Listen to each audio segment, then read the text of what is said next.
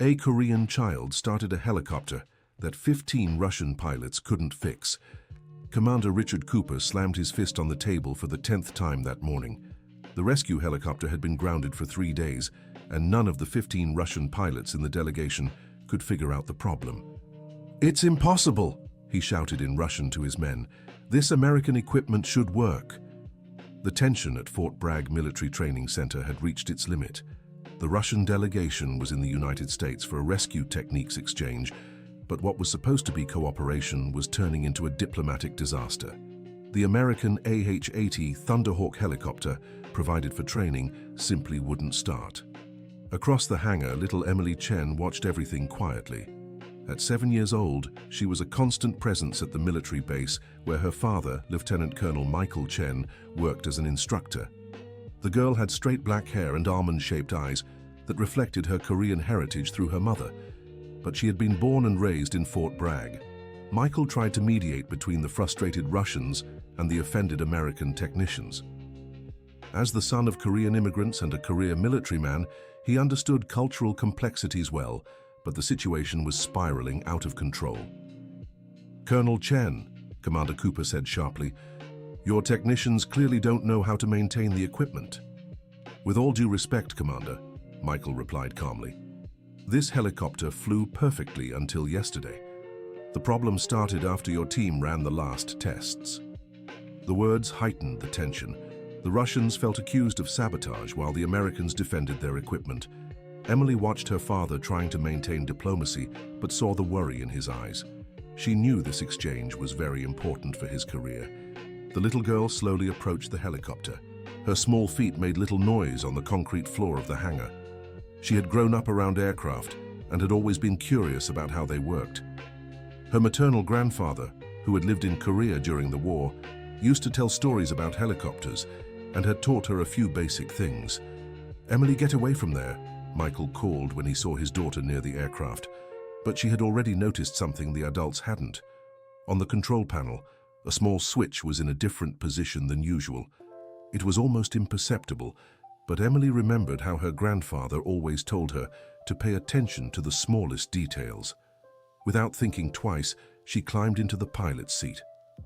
Dear listener, if you're enjoying the story, take a moment to like and especially subscribe to the channel. It really helps us as we're just starting out. Now, back to the story. The sound of running footsteps echoed through the hangar as the adults realized the child was in the cockpit. Richard Cooper shouted something in Russian that was clearly not kind words. "Get that child out of there immediately," he ordered. Michael rushed toward the helicopter, but Emily had already flipped the switch that had caught her attention. Suddenly, green lights began flashing on the panel, and a low hum indicated the systems were powering up. Silence fell over the hangar. Everyone froze, staring in disbelief at the 7-year-old girl sitting in the cockpit of a military helicopter that experienced technicians hadn't been able to start for 3 days. "What did you do?" Michael asked, torn between pride and panic. Emily pointed to the small switch. "Grandpa taught me that when the lights look like this," she indicated a specific pattern on the panel. "It means the safety system is locked. You have to press this here and then turn this key." She demonstrated the procedure with confident movements, as if she'd done it 1,000 times. The engine began purring softly. The 15 Russian pilots exchanged embarrassed glances. Richard Cooper turned red with anger and shame. How had an American child managed to fix what they, experienced pilots, couldn't? "This is ridiculous," he exploded. "A child can't know more than my men." Michael helped Emily climb down from the helicopter, but kept a respectful distance from the furious Russians. The situation was delicate, and he needed to protect his daughter. "Maybe we should hear what she has to say," suggested the American Lieutenant David Miller, who had worked with Michael for years. "Listen to a child." Cooper laughed scornfully. "That was just luck, nothing more."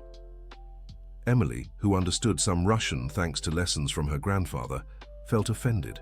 She might be small, but she wasn't foolish. She knew exactly what she had done and why. "It wasn't luck," she said, with the determination typical of children. "Grandpa taught me about helicopters from the war. He said sometimes pilots turn on safety systems and forget to turn them off. Michael looked at his daughter in surprise. He knew his father-in-law had served in the Korean War, but he never imagined he'd taught Emily technical details. "And how would a child know that better than trained pilots?" Cooper insisted. "Because you looked for big problems and forgot the small ones," Emily replied simply. "Grandpa always said, when something doesn't work, check the obvious first." The girl's answer silenced the hangar. There was a simple wisdom in her words that embarrassed the adults. They had assumed the problem was complex and overlooked basic possibilities. The Russian Major John Williams, one of the older pilots, approached Emily. Unlike Cooper, he seemed more curious than angry. "What else did your grandfather teach you, little one?" he asked in broken English. Emily brightened when she saw someone genuinely interested. "He said helicopters are like people. When they're angry, you have to figure out why, not just yell at them." The analogy drew quiet smiles from some of those present. Michael felt proud of his daughter's emotional intelligence, but remained tense about Cooper's reaction. "Major Williams," Cooper said sharply, "we're not wasting time on childish stories." "With all due respect, Commander," Williams replied, "the child did in minutes what we couldn't in 3 days. Maybe we should listen." The tension among the Russians was palpable. Williams clearly disagreed with Cooper's arrogant approach, creating a rift in the delegation. Michael saw an opportunity to ease the conflict. "Emily, why don't you show Major Williams what Grandpa taught you?" The girl nodded eagerly and returned to the helicopter, accompanied by the Russian pilot. She explained every step she had taken, using technical terms that even impressed Michael. "Grandpa said this kind of helicopter has 3 safety systems," Emily explained. "If you don't turn them off in the right order, they fight each other and nothing works." Williams examined the controls as he listened. His expression gradually shifted from skepticism to genuine respect. "She's right," he told the other Russians. "We checked the main systems, but not the safety sequence. It's a basic mistake." Cooper refused to accept he'd made an elementary error. His reputation and pride were at stake in front of subordinates and foreigners. "Major, are you suggesting an American child knows more about aviation than our team?" he asked threateningly. "I'm saying she paid attention where we didn't," Williams replied, unshaken, "and that we should have the humility to learn." The confrontation between the two Russians was escalating. Michael stepped in before things got worse. "Commander Cooper, how about we test the helicopter now that it's working? We can proceed with the training flight as planned." The suggestion was diplomatically smart. It redirected focus to the original purpose of the exchange, shifting attention away from the awkwardness. But Cooper wasn't willing to let it slide. "We won't fly in equipment that a child tampered with unsupervised. It could have caused damage. The accusation was unfair and everyone knew it. Emily had simply fixed a mistake the Russians themselves had made." Michael felt anger rising, but held back for diplomacy's sake. Emily, however, had no such diplomatic concerns. "I didn't break anything," she protested. "I just fixed what you messed up." "Emily!" Michael scolded, worried about his daughter's bluntness. But some of the younger Russians could barely hide their smiles. The child's honesty had voiced what they thought but couldn't say. Cooper grew even more irritated at his men's reaction. "I see discipline here is different from ours," he remarked sharply.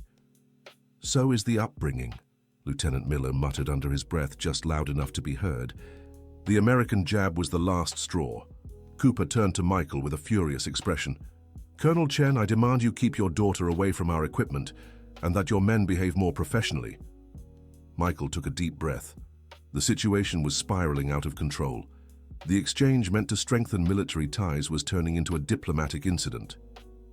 "Commander, with all due respect, the equipment is American, and my daughter only corrected a mistake we all made," he replied firmly. "We all?" Cooper shot back. "My men are experienced pilots. We don't make basic errors." "Then how do you explain the helicopter working now?" Michael asked, losing diplomatic patience. The question was too direct to ignore. Cooper found himself cornered between admitting the mistake or continuing to deny the obvious. The standoff was broken by an unexpected voice. American Colonel Jennifer Taylor, commander of the training center, entered the hangar accompanied by an older man in a plain uniform. "What's all this commotion I can hear from across the base?" she asked authoritatively. Michael straightened up. Colonel, I was reporting the technical issue we had with the helicopter. Jennifer looked around, noting the palpable tension between Americans and Russians. Her experienced eyes immediately saw there was more at stake than technical matters. And what was the problem? She asked. The equipment had system failures, Cooper quickly explained. My technicians determined it needs specialized maintenance. Emily stepped forward before her father could stop her. That's not true. The helicopter is working. I fixed it. Jennifer looked surprised at the girl, then at the helicopter, its engines still humming softly. The evidence completely contradicted Cooper's version. Colonel Chen, explain the real situation to me, she ordered. Michael honestly recounted what had happened, including how Emily had gotten the helicopter to work. Jennifer listened silently, her expression growing increasingly annoyed at Cooper's stance. Commander Cooper, she finally said, I understand you're upset, but questioning the competence of our equipment and personnel isn't productive. Colonel Taylor, with all due respect, a child shouldn't be tampering with military equipment, Cooper replied, trying to maintain dignity. You're right, Jennifer agreed, but that doesn't change the fact she solved a problem adults couldn't. The older man accompanying Jennifer stepped toward Emily with interest. He wore a uniform without clear rank insignia, but carried himself with natural authority. Are you Sergeant James Chen's granddaughter? He asked in English with a slight accent. Emily nodded in surprise. Yes, sir. Did you know Grandpa? Indeed I did, young lady. Your grandfather was one of the best helicopter mechanics I ever worked with. My name is retired Colonel Robert Anderson. The Russian name made everyone in the hangar pay attention. Michael didn't recognize the officer, but his presence with Colonel Taylor suggested importance. Colonel Anderson? Asked Cooper with clear surprise and respect. I didn't know you were in the United States. I'm here as a consultant for this exchange, explained Anderson. And it just so happens I worked with this young lady's grandfather in Korea many years ago. The revelation completely shifted the dynamic of the situation. If Anderson knew Emily's grandfather, it validated the knowledge she had learned. Dear listener, if you're enjoying the story, don't forget to like and especially subscribe to the channel. It really helps us newcomers out. Now, back to the story. Sergeant Emily taught me a great deal about helicopter safety systems, Anderson continued. He developed procedures that saved many lives. Emily beamed upon hearing praise for her grandfather. Grandpa always says Americans are the best pilots in the world, but sometimes you're too proud to see simple things. The remark, clearly repeated from her grandfather, drew mixed reactions. Some Americans laughed, others seemed offended, but Anderson nodded wisely. Your grandfather is right, young lady. Pride can blind even the best professionals. Cooper was visibly uncomfortable. Anderson's presence, clearly holding higher rank and influence, completely altered the political balance of the situation.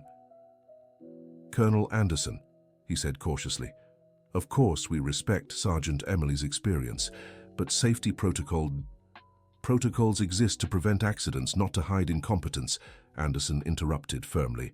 This child followed the correct procedures exactly. The reprimand was gentle but clear. Cooper was being corrected by a superior, something he couldn't openly challenge. Michael watched the exchange with interest. Anderson's arrival was shifting the power balance, protecting Emily and validating her intervention. Colonel Anderson, Michael said respectfully, would it be possible to learn more about the procedures you and my father-in-law developed? It could be useful for our training. Excellent idea, Jennifer agreed. This exchange should be about mutual learning. Anderson nodded and turned to Emily. How about you show me exactly what you did, young lady? I'll check if you followed Grandpa's teachings correctly. Emily was thrilled at the chance to demonstrate her skills to someone who respected her grandfather. She returned to the cockpit with Anderson, who examined every move with professional attention. Perfect, he murmured after Emily repeated the procedure. Exactly as your grandfather taught me 40 years ago.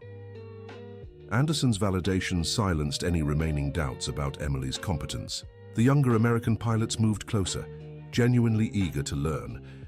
Cooper, however, still resisted accepting the situation. Colonel, surely we won't change our procedures based on proven knowledge and effective results? Anderson interrupted. That's exactly what we should do. His tone left no room for argument. As an experienced officer, he knew stubborn refusal to accept evidence was a sign of weak leadership. Jennifer seized the moment to regain control. "Commander Cooper, I suggest we proceed with the planned training. The helicopter is operational, and we've wasted too much time on debate. It was a diplomatically veiled order." Cooper had no choice but to agree, especially with Anderson present. "Naturally, Colonel," he replied stiffly. "My men are ready for the exercise." "Excellent," said Jennifer, "and I suggest we include the procedures Emily demonstrated in the technical briefing. Additional knowledge always benefits safety." The suggestion was clever. It turned Cooper's embarrassment into a learning opportunity, allowing him to salvage some dignity. Emily beamed with happiness at having her expertise officially acknowledged. Michael felt immense pride in his daughter, but also relief that the situation was being resolved diplomatically. "Can I ride in the helicopter?" Emily asked hopefully. "Absolutely not," Michael and Jennifer answered in unison. The unanimous response drew laughter from those present, finally easing the tension that had hung over the hangar for hours. Anderson crouched down to Emily's level. "Little one, you've already done your important part today. Now let the adults handle theirs." "But what if the helicopter stops working again?" she asked worriedly. "If that happens, we'll know exactly how to fix it," Williams assured her with a smile. "Thanks to your lessons." The acknowledgement from the younger Russian pilots comforted Emily. She had earned their respect through genuine competence, not condescension. Cooper watched the interaction with a closed expression. It was clear he had lost moral authority in front of his own men, who now showed more respect for an American child than for his orders. "Very well," Jennifer said, clapping her hands. "Let's prepare the flight briefing. Colonel Chen, you'll lead it alongside Commander Cooper." The assignment was strategic. It placed Michael on equal footing with Cooper, rebalancing the power dynamic after the earlier tensions. As the adults organized for training, Emily stayed near the helicopter with Anderson, who shared stories about her grandfather. "Your grandfather saved my life 3 times in Korea," he told her. "Once, he got a helicopter running with makeshift parts when we were surrounded." "Grandpa never tells those stories," Emily said, fascinated. "Wise men don't like to talk about war," Anderson explained, "but it's important for you to know he was a hero." The Russian colonel's words deeply moved Emily. She knew her grandfather was special, but hadn't realized how significant his role had been. Michael approached them after finalizing the flight details. "Emily, I need you to stay here with Colonel Jennifer while we do the training." "Okay, Daddy. I'll be really quiet," she promised. "No need to be quiet," Jennifer laughed. "You can tell me more about what you learned from your grandfather. I'm curious about those procedures." The genuine interest from the American colonel contrasted positively with Cooper's initial resistance. Emily felt valued and important. The pilots began preparing for the training flight, which would involve a simulated mountain rescue, exactly the kind of mission the exchange was designed for. Williams approached Michael before boarding. "Colonel, your daughter has a natural talent. You should consider steering her toward aviation when she's older." "She's only 7, Michael chuckled. "But I agree she shows an interesting aptitude. In Russia, we start identifying talent early," Williams remarked. "Your daughter has the instincts of a born pilot." The Russian major's praise reassured Michael. It meant Emily had genuinely impressed seasoned professionals. Finally, Cooper approached Michael, clearly reluctant but knowing he had to address the situation. "Colonel Chen," he said formally, "your daughter demonstrated unexpected knowledge." It was the closest thing to an apology Michael would get. He chose to accept it graciously. "Commander, we all learned something new today. That's what makes these exchanges valuable." Michael's diplomatic response allowed Cooper to save face without directly admitting fault. Sometimes military diplomacy required this kind of flexibility. The helicopter lifted off smoothly for the training exercise. Emily watched from the hangar window, eager to see if everything would work perfectly. "Are you worried?" Jennifer asked, noticing the girl's expression. "A little," Emily admitted. "What if I didn't fix it right?" "From what I saw, you did exactly what needed to be done," Jennifer reassured her. "Sometimes adults complicate things that are simple." During the flight, the pilots executed complex rescue maneuvers. The helicopter responded flawlessly to every command, completely validating Emily's intervention. Over the radio, Michael monitored the mission's progress. Williams piloted with impressive precision, while other team members practiced rappelling rescue techniques. "Excellent performance," Williams' voice came over the radio. "Equipment working perfectly." The words brought relief to everyone in the hangar. The exercise was a success and the earlier tensions seemed to have faded. Anderson kept talking to Emily throughout the flight, clearly charmed by the girl's intelligence and curiosity. "Would you like to visit Russia someday?" he asked. "That'd be so cool," Emily replied excitedly. "Grandpa always talks about the cold and snow there. It's very different from the US, Anderson chuckled, "but we have excellent aviation programs for talented young people." The implied suggestion didn't go unnoticed by Michael. Anderson was genuinely impressed with Emily and considering future possibilities. When the helicopter returned, the atmosphere was completely different. The pilots disembarked, pleased with the successful training, and the nationalist tensions had significantly eased. Cooper was the last to step off. His posture was still rigid, but the open hostility from earlier was gone. "Excellent equipment," he said to Jennifer, avoiding direct eye contact with Emily. It was an indirect acknowledgement that he'd misjudged the situation. Jennifer accepted the comment diplomatically. "We're glad the training was productive," she replied. Emily ran to her father as soon as he stepped off the helicopter. "Did it work just right, Daddy?" "Perfectly, sweetheart," Michael said, hugging her. "You did an excellent job." The fatherly praise in front of everyone publicly validated Emily's contribution. She beamed with happiness and pride. Williams approached Emily before leaving.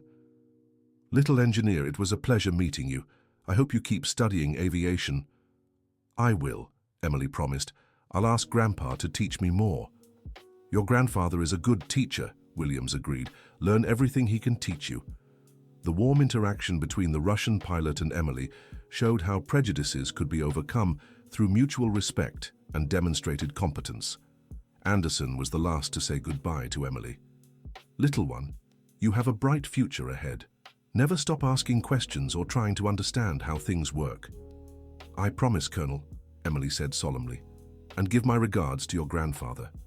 Tell him Robert still remembers the old days," he requested, emotion in his voice. The message was clearly loaded with personal meaning. Michael realized there was a deep friendship between Anderson and his father-in-law. When the Russians finally left, the hangar grew quieter. Jennifer approached Michael and Emily for a final conversation. "Colonel Chen, your daughter made quite an impression," she remarked. "She turned a potential diplomatic incident into an example of cooperation." Michael smiled proudly. "She really does have a special talent for simplifying complex situations." "It's a valuable quality," Jennifer agreed, "both in aviation and diplomacy." Emily was tired after all the excitement of the day, but she was still buzzing from the praise she'd received. She had proven that size and age didn't determine competence. "Daddy, can I tell Grandpa about Colonel Anderson?" she asked. "Of course you can, sweetheart. I'm sure he'll be very happy to hear news of his old friend." The promise of sharing the experience with her grandfather completed the circle for Emily. She had used his teachings to solve a problem and now could return the favor with news. As they walked home, Michael reflected on the day's events. His 7-year-old daughter had shown not just technical knowledge, but also the courage to act when needed. "Emily, did you learn something important today?" he asked. "I learned that sometimes adults forget simple things because they're thinking about hard things," she replied thoughtfully. The observation revealed surprising wisdom for a child. Michael realized his daughter had absorbed deeper lessons than just helicopter mechanics. "And what else?" he prompted.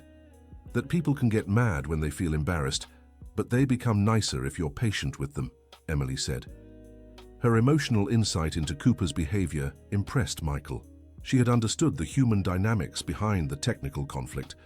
That evening during dinner, Emily recounted the whole adventure to her mother and grandfather. Sarah Chen, a Korean naturalized American, listened with a mix of pride and concern. "Emily, you can't just go around tinkering with dangerous equipment," she scolded gently. "But Mom, I knew what I was doing. Grandpa taught me," Emily defended herself. Her grandfather, James Chen, had listened quietly. At 78, The Korean War veteran rarely showed emotion, but his eyes gleamed with pride. "Granddaughter, you did right," he finally said. "Knowledge exists to be used when needed." "Grandpa," Colonel Anderson sent his regards. "He said he still remembers the old days," Emily shared excitedly. Her grandfather's expression changed drastically. He fell silent for a long moment, clearly moved. "Robert is in the US?" he asked, his voice trembling. "He was at the base today," Michael confirmed. "He spoke of you with great respect and fondness." James stood up from the table and walked to the window, trying to compose himself.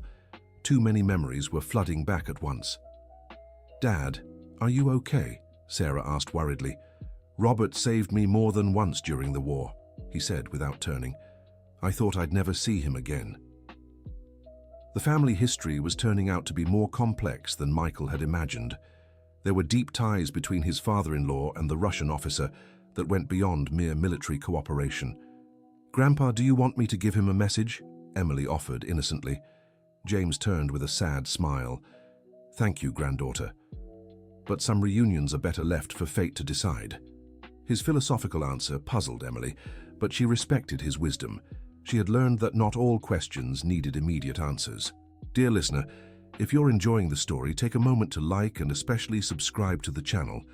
It helps us a lot as we're just starting out. Now, continuing. The next day, Michael arrived at work expecting things to return to normal. But he was surprised by a call from Colonel Jennifer. "Colonel Chen, I need to see you in my office immediately," she said sternly. Michael grew worried. Could there be negative repercussions from yesterday's events? Maybe formal complaints from the Russians? When he arrived at Jennifer's office, he found her with an unfamiliar officer. The man wore an Air Force uniform and looked important. "Colonel Chen, this is General Patterson, Commander of Training Aviation," Jennifer introduced. Michael stood at respectful attention. The presence of a general suggested the situation was more serious than he had imagined. "Colonel, I heard about the interesting episode involving your daughter yesterday," the general said with a neutral expression. "Yes, sir. I can explain the circumstances," Michael began. "No need to defend yourself, Colonel," the general interrupted with a smile. "I'm here because I was impressed by the reports." Michael breathed a sigh of relief but remained cautious. Generals rarely made visits just to offer congratulations. "Colonel Anderson approached me last night," the general continued. "He has an interesting proposal related to your daughter." The mention of Anderson left Michael intrigued. What could the Russian officer have proposed that would justify the attention of an American general? "What kind of proposal, sir?" Michael asked. "Anderson wants to establish a technical exchange program between young Americans and Russians interested in aviation," the general explained. "Your daughter would be the first participant." The idea was both exciting and concerning for Michael. On one hand, it was a unique opportunity for Emily. On the other, she was only 7 years old. "General, I'm honored, but Emily is still very young," Michael began. "Naturally," the general agreed. "The program would be developed gradually, tailored to her age. It would start with educational correspondence and evolve as she grows." The explanation eased Michael's concerns. A structured, age-appropriate program made more sense than an early exchange. "Anderson also suggested involving your father-in-law as a technical consultant," Jennifer added, making use of his experience. Including her grandfather in the proposal was smart. James could guide Emily technically while providing cultural continuity. "May I discuss this with my family before deciding?" Michael asked. "Of course," the general said. "But don't take too long. Anderson returns to Russia next week and would like an answer." The time pressure was understandable, but Michael needed to ensure the decision was carefully considered by the family. That afternoon, Michael came home with his mind buzzing with possibilities and concerns. How could he explain to a 7-year-old that she had impressed people so much it led to an international proposal? "Dad's home early today," Sarah observed as Michael walked in. "I need to talk to you all about something important," he said, gathering the family in the living room. Emily ran to hug him, still excited about the events of the previous day.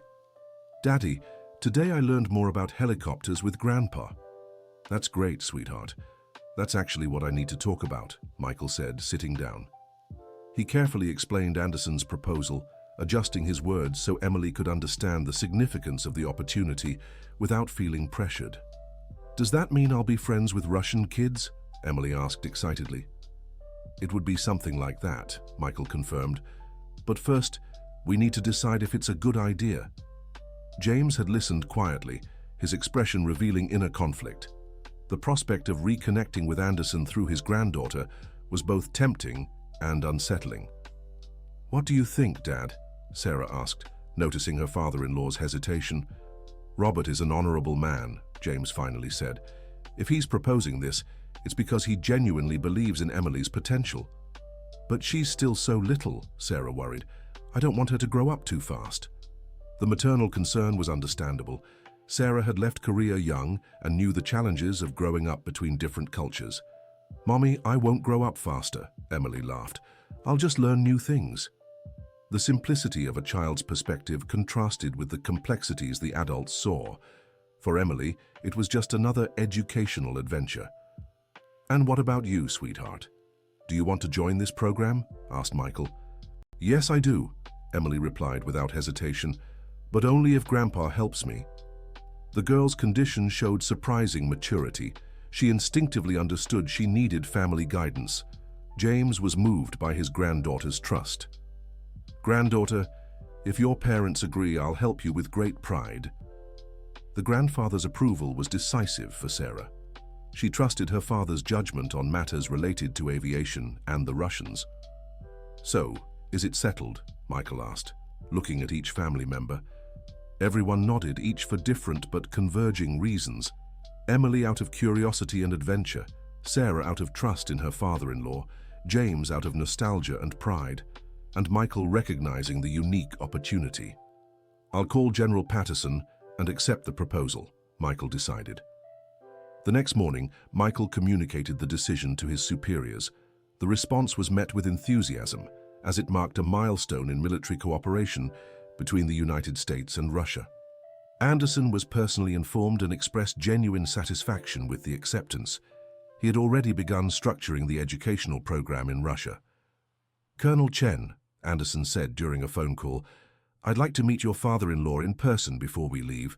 Would that be possible?" The request didn't surprise Michael. It was only natural that old comrades would want to reunite after so many years. "I'll ask him, Colonel, but I believe he'll be happy to see you," Michael replied. When Michael mentioned Anderson's request, James fell silent for several minutes. His war memories were both precious and painful. "Where does he want to meet?" he finally asked. "Wherever you prefer, Dad," Michael said respectfully. "He's at your disposal." James thought a little longer. At the military base, it's the right place for two old soldiers to reunite. The choice of the base as their meeting spot held symbolic meaning. It represented continuity between military past and present, connecting generations through service. The next day, Michael accompanied his father-in-law to the base. James was visibly nervous, constantly adjusting the simple uniform he had chosen to wear. "Dad, are you sure you want to do this?" Michael asked, noticing his anxiety. "I am," James replied firmly. "Some reunions are necessary, no matter the emotional cost." When they arrived at the base gate, Anderson was already waiting. The two veterans recognized each other immediately despite the decades that had passed. They walked toward each other slowly, savoring every moment of their approach. When they finally met, they embraced in silence for several seconds. "Robert, you've gotten old," James finally said, tears in his eyes. "So have you, old friend," Anderson replied emotionally. "But I still recognize the man who saved me so many times." Michael watched the reunion with respect, understanding he was witnessing a personal, historic moment. These men had shared experiences few could comprehend. "Come, let's walk," James suggested. "I have many questions." They strolled around the base as they talked, switching between English, Russian, and Korean as memories flowed. Michael followed at a respectful distance. "Your granddaughter is exceptional," Anderson said. "She has your technical instincts and your intelligence." "Emily is the family's pride," James agreed. "But she's still a child. She needs protection." "I understand completely," Anderson assured him. "The program will be developed with extreme care, nothing that compromises her normal childhood." His Russian friend's reassurance put James at ease. He trusted Anderson's character, but needed to hear the promises directly. They spent the entire afternoon talking, filling in the gaps of decades spent apart. Michael occasionally joined in when called upon, but respected the veteran's space. "Robert, why do you really want to include Emily in the program?" James asked directly. Anderson stopped walking and looked seriously at his friend. "Because she reminded me of us when we were young, determined, brave, and willing to do what was necessary." "But she's just a child," James began. "Exactly," Anderson interrupted. "That's why we need to guide her properly from an early age. Talents like hers are rare and precious." The explanation convinced James that Anderson's intentions were genuinely benevolent. This wasn't about exploiting a child prodigy, but nurturing a natural talent. "Will you oversee the program personally?" James asked. "Personally," Anderson promised. "And I want you to be my partner in this. Your experience is essential." The partnership proposal elevated the program beyond a simple educational exchange. It became a collaboration between friends united by shared history. As the sun began to set, the two veterans knew it was time to say goodbye again. There were no guarantees they'd see each other once more. "Robert, thank you for cherishing the memory of our friendship," James said. "Thank you for giving me the chance to repay everything you did for me," Anderson replied. They embraced once more, this time with the peace of those who had closed unfinished chapters. Michael was moved watching the farewell. That evening, James told Emily details about his friendship with Anderson. He wanted her to understand the historical significance of the program she'd be part of. "Grandpa, were you really friends during the war?" Emily asked, fascinated. "We were, sweetheart. Different countries, same fight to protect innocent people," James explained. "And now I'll continue your friendship?" she asked with surprising seriousness. "In a way, yes," James agreed, "but mostly you'll forge your own path." The conversation symbolically marked Emily's transition from a simply curious child to an active participant in a meaningful international program. In the following days, the family received detailed documentation about the exchange program. It was more structured and comprehensive than Michael had initially imagined.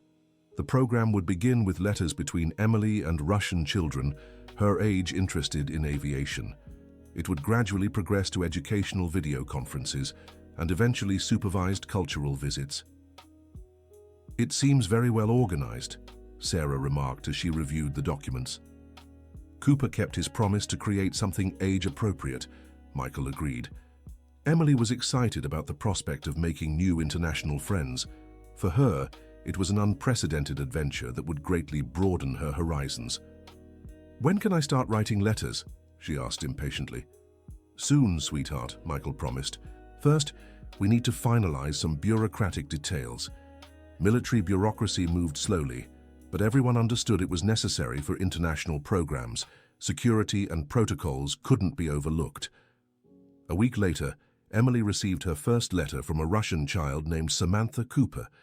The coincidence of the last name with Commander Cooper didn't escape Michael's notice.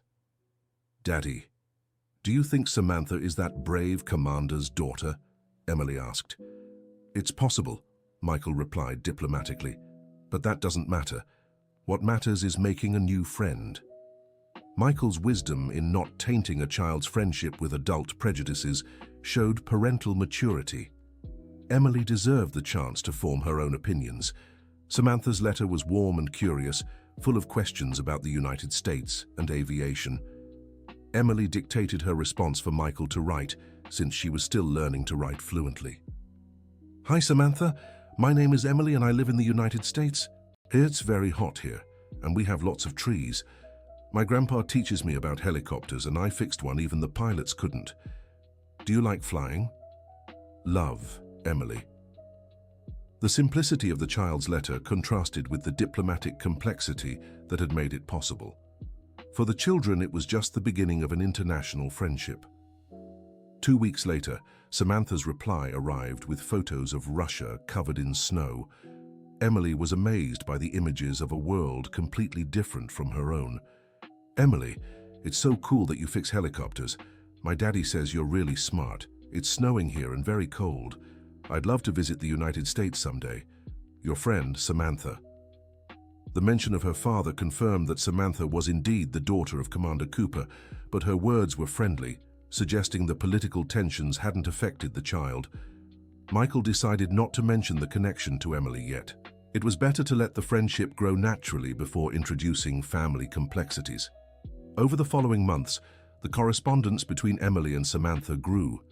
They exchanged letters weekly, sharing details about their lives, cultures, and dreams. James became a technical consultant for the program, developing educational exercises suitable for children interested in aviation. His work was recognized both in the United States and Russia. "Grandpa, you're famous," Emily teased when she learned his articles had been published in military magazines.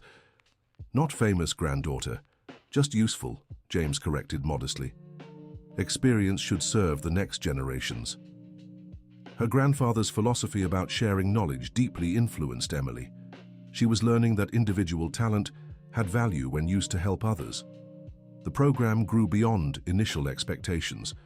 Other American and Russian children joined the exchange, creating an international network of young aviation enthusiasts.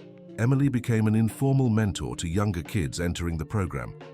Her early experience with the helicopter had become an inspiring legend for new participants. "Emily is becoming a natural leader," Jennifer observed during a program evaluation meeting. "She has special qualities," Michael agreed proudly. "She combines technical knowledge with natural empathy." Emily's leadership skills were evident in how she guided new participants. She explained complex concepts simply and encouraged the shyer children. A year after the initial incident, the program had expanded to include flight simulators adapted for children. Emily was one of the first to test them, demonstrating skills that impressed even experienced instructors. "She flies like she was born for it," the American instructor remarked after a simulator session. "Family talent," Michael explained. Her grandpa always said aviation runs in the family. The genetic connection to technical skills was debatable, but Emily's passion for aviation was undeniable. She absorbed knowledge with remarkable speed and enthusiasm. During a video call with Russian children, Emily finally discovered that Samantha was Commander Cooper's daughter. The revelation came when Samantha casually mentioned her father had told her about the American girl who fixed a helicopter. "Your dad was there the day I fixed the helicopter?" Emily asked, surprised. "Yes, he said you're very brave," Samantha replied proudly, "and that you taught him an important lesson." Cooper's indirect admission about learning from Emily reached her through his daughter. It was a late but meaningful acknowledgement. Michael watched the conversation with interest. It was fascinating to see how the children processed events that had caused tension among adults. "Daddy, why didn't you tell me Emily was that commander's daughter?" asked Emily after the video call. "Because I wanted you to get to know each other as people, not as military kids," explained Michael.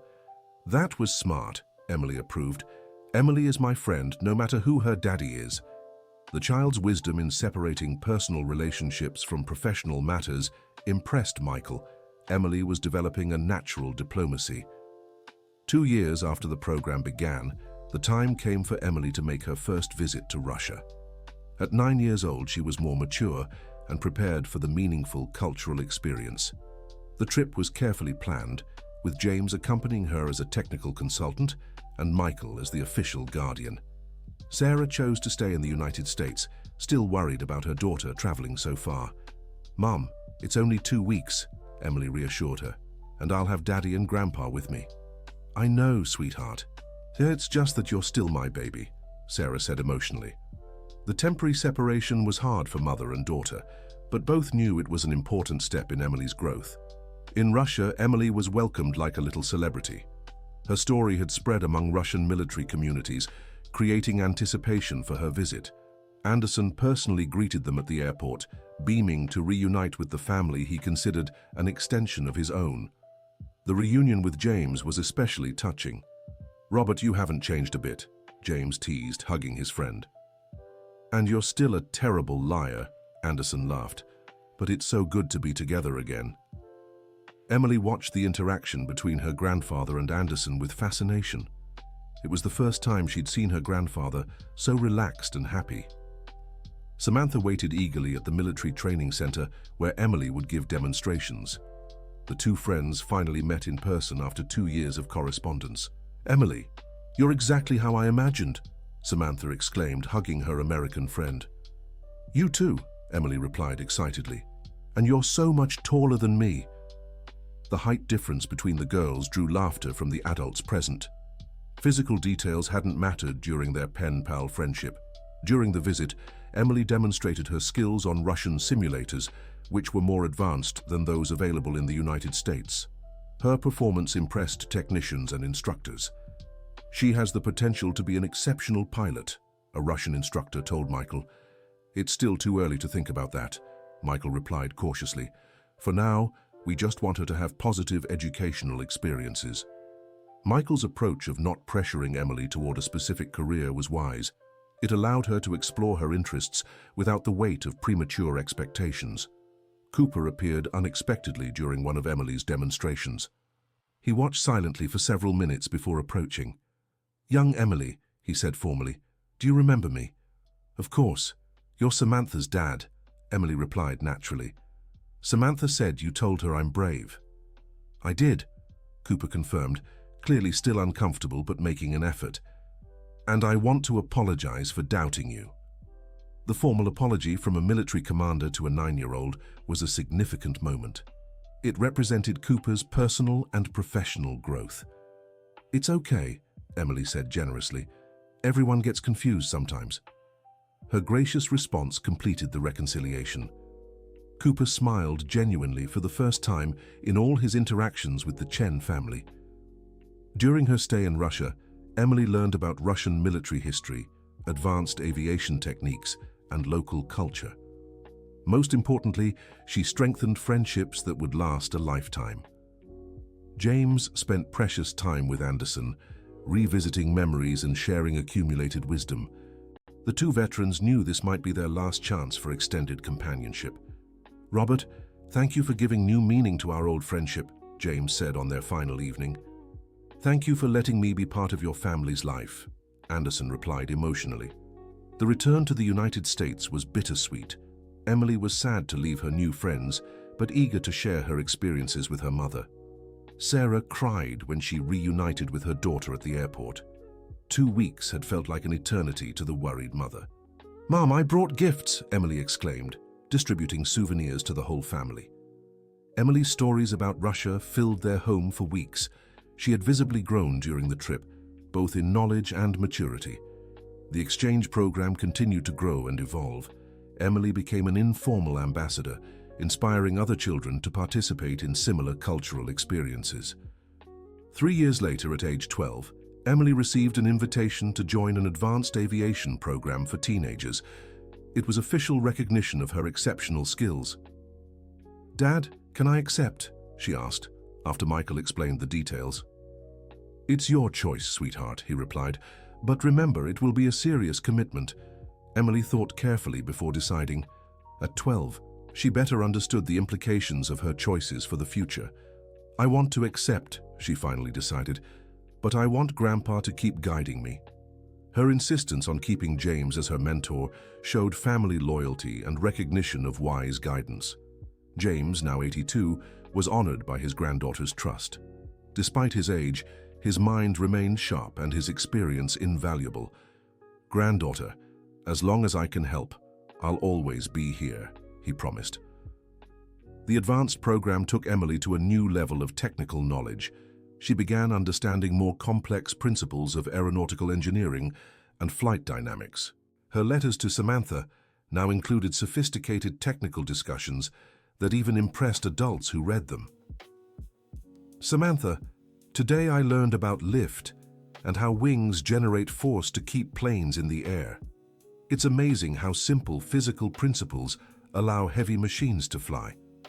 Emily's intellectual growth was evident in the increasing complexity of her observations and questions. During a practical exercise, Emily was authorized to co-pilot an actual helicopter flight, a significant milestone in her education. "How does it feel to fly for real?" the instructor asked before takeoff. "Like home," Emily replied naturally. "It's where I've always wanted to be." Her answer confirmed that aviation wasn't merely an academic interest for Emily, but a genuine passion that would define her life. The flight went perfectly, with Emily demonstrating natural instincts and an intuitive understanding of the controls. Her future as an aviator seemed inevitable. That night, Emily called Anderson to share the experience. Her connection with the Russian mentor had remained strong over the years.